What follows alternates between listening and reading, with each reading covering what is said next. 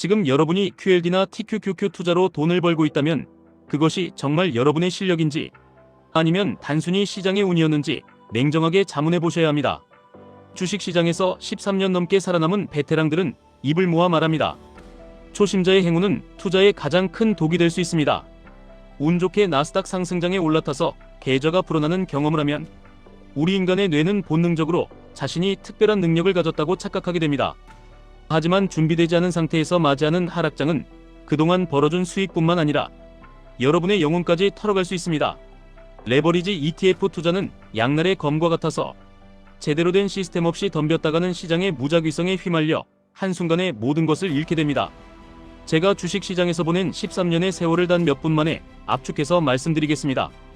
저는 한때 5만 달러를 단 2달 만에 97만 달러로 불린 적이 있습니다. 당시에는 제가 천재인 줄 알았습니다. 하지만 그것은 실력이 아니라 단순히 운 좋게 적절한 시기에 적절한 위치에 있었을 뿐이었습니다. 제가 어떤 리스크를 지고 있는지도 모른 채 앞만 보고 달려가다가 결국 이후 18개월 동안 모든 수익과 자신감을 잃어버리는 비극을 겪었습니다. 이것이 바로 더닝크루거 효과입니다. 여러분의 투자가 이런 비극으로 끝나지 않으려면 지금 당장 확률적인 사고방식을 장착해야 합니다. 나스닥은 장기적으로 우상향한다는 막연한 믿음만으로는 부족합니다. 그 과정에서 발생하는 수많은 변동성을 어떻게 관리하고 언제 현금을 확보할 것인지에 대한 구체적인 설계도가 필요합니다. 시장은 너무나 방대하고 복잡합니다. 뉴욕 증시에는 5,000개가 넘는 종목이 있고 코인과 선물 옵션까지 넘쳐납니다. 여기서 이기기 위한 유일한 방법은 자신만의 좁은 영역을 구축하는 것입니다. 10,000개의 발차기를 할 줄 아는 사람이 아니라 하나의 발차기를 10,000번 연습한 사람이 무서운 법입니다. 여러분이 QLD와 TQQQ를 선택했다면 이 종목들의 특성을 뼛속까지 이해하고 다른 곳으로 눈을 돌리지 말아야 합니다. 레버리지 상품의 변동성 조절과 하락장에서의 멘탈 관리라는 단 하나의 발차기에만 집중하십시오. 이것저것 다 건드리다가 정보 과부하로 무너지는 것이 하수들의 공통점입니다. 진정한 투자 실력은 매번 맞히는 것이 아닙니다. 10년 넘게 전업 투자를 한 고수들도 승률은 고작 50%를 조금 넘는 수준입니다. 동전 던지기보다 아주 조금 나은 수준일 뿐입니다. 그런데 어떻게 돈을 버냐고요? 그것은 바로 틀렸을 때, 적게 잃고 맞았을 때 크게 먹는 구조를 만들었기 때문입니다. 특히 우리는 손절은 절대 없다는 원칙을 세웠습니다.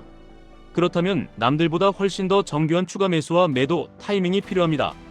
예측이 아니라 기계적인 대응이 수익의 90%를 결정합니다. TQQQ나 QLD 같은 레버리지 ETF를 다루면서 손절은 없다라고 선언하는 것은 단순한 고집이 아닙니다. 이것은 미국의 기술력과 시장의 우상향의 판돈을 전부 건 거대한 베팅입니다.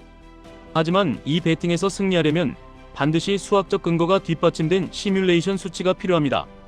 감정은 배제하고 오직 데이터로만 증명하는 하락장 대응 시나리오를 아주 구체적으로 파헤쳐 보겠습니다. 나스닥 지수가 고점 대비 20% 하락하는 하락장이 오면 TQQQ는 반토막을 넘어 60% 이상 폭락합니다. 이때 대부분의 투자자들은 공포에 질려 손절 버튼을 누르거나 아무것도 하지 못한 채 계좌가 녹아내리는 것을 지켜만 봅니다. 하지만 우리는 다릅니다. 우리는 20일 이동평균선 아래에서 실행할 정교한 조건부 추가 매수라는 강력한 무기를 가지고 있습니다. 먼저 2022년 1월 TQQQ가 고점인 약 90달러 부근에 있었다고 가정해 봅시다. 여기서 1억 원을 투자한 사람이 아무런 대응 없이 버티기만 했다면 그의 10월 계좌는 약 1,700만 원까지 줄어듭니다. 고점 대비 마이너스 81%라는 경이로운 수치입니다.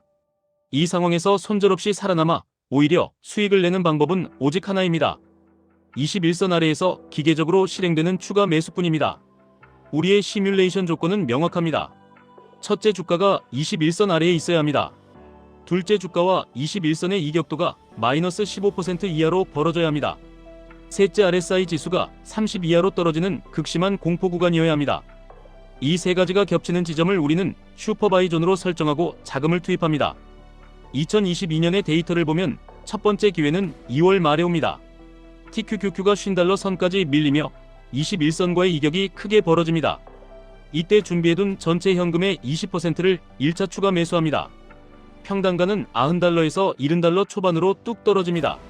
하지만 하락은 여기서 끝나지 않습니다. 5월에 TQQQ는 다시 30달러 선을 위협하며 과매도 구간에 진입합니다. 여기서 2차로 현금의 30%를 투입합니다. 평단가는 이제 $50 선까지 내려옵니다. 그리고 가장 고통스러웠던 10월 TQQQ가 $17를 찍으며 시장의 파멸적인 공포가 지배할 때 우리는 마지막 3차 매수를 집행합니다. 남은 현금 50%를 모두 쏟아붓습니다. 결과는 놀랍습니다. $90였던 평단가는 이 세 번의 기계적인 대응만으로 $30 중반대까지 내려옵니다. 단순히 버티기만 한 사람은 원금 회복을 위해 400%의 수익이 필요하지만 우리의 전략대로 대응한 사람은 주가가 $40만 회복해도 수익권으로 진입합니다. 이것이 바로 숫자가 가진 힘이며 21선 아래의 공포를 이용하는 기술입니다. 많은 분들이 의구심을 가질 수 있습니다. 그렇게 계속 사다가 정말 영원히 되면 어떡하냐는 질문입니다. 하지만 나스닥 100 지수를 추종하는 QQQ가 영원히 된다는 것은 자본주의의 종말을 의미합니다. 우리는 개별 종목이 아니라 미국의 상위 100개 혁신 기업의 총합에 투자하고 있다는 사실을 잊어서는 안 됩니다. 레버리지의 변동성 잠식은 하락장에서 무섭게 작용하지만 반대로 반등장에서는 기하급수적인 복리 효과를 선물합니다. 평단가를 낮춰놓은 상태에서 맞이하는 반등은 계좌를 순식간에 양전시키는 마법을 부립니다. 여기에 아주 구체적인 자금관리 수칙을 더해보겠습니다. 21선 아래에서 추가 매수를 할 때 단순히 느낌으로 많이 빠졌네 하고 사는 것이 아니라 20-30-50 원칙을 적용하십시오.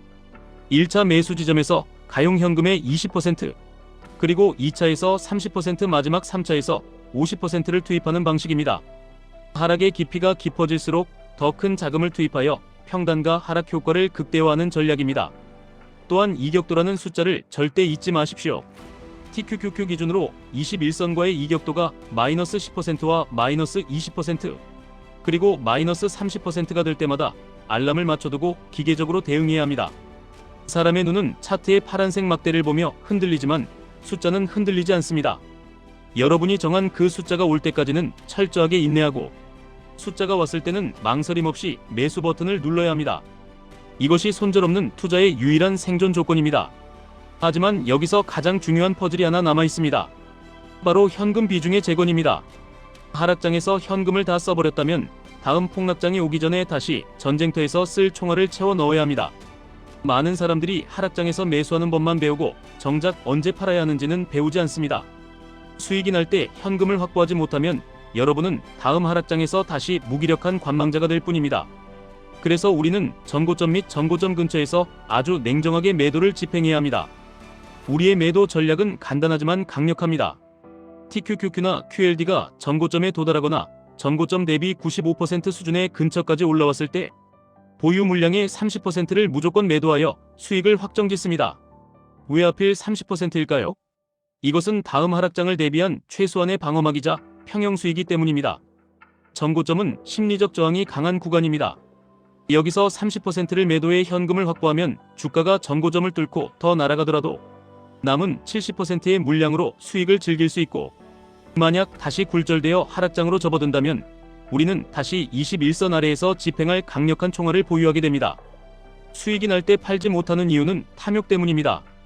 더 오를 것 같고 지금 팔면 손해보는 기분이 들겠지만 투자는 감정이 아니라 비즈니스입니다. 비즈니스는 항상 예비비를 확보해야 합니다. 수익이 발생했을 때 기계적으로 30%를 덜어내어 현금 비중을 다시 40에서 50% 수준으로 맞추는 리밸런싱 숫자를 정해두십시오. 이것이 여러분의 계좌를 영구적으로 우상향시키는 핵심 열쇠입니다.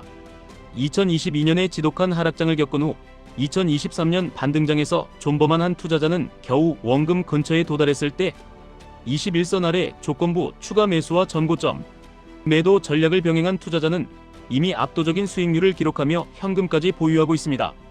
같은 시장을 겪었지만 결과는 천양지차입니다. 여러분의 계좌가 지금 파란색이라고 해서 낙담할 필요가 없습니다. 오히려 21선 아래에서 주가가 놀고 있다는 것은 평단가를 낮출 수 있는 신의 선물이 오고 있다는 신호입니다. 단 준비된 현금이 있어야 하고 그 현금을 쏠 수 있는 용기와 정교한 숫자가 뒷받침되어야 합니다. 폭락장은 가장 잔인한 스승이지만 그 수업료를 제대로 지불하고 배우는 자에게는 다음 상승장에서 상상할 수 없는 보상을 안겨줍니다. 지금 바로 본인의 계좌를 열고 21선과 현재의 주가의 거리를 계산해 보십시오. 그리고 다음 추가 매수 지점과 전고점 매도 지점이 어디인지 숫자로 적어두십시오.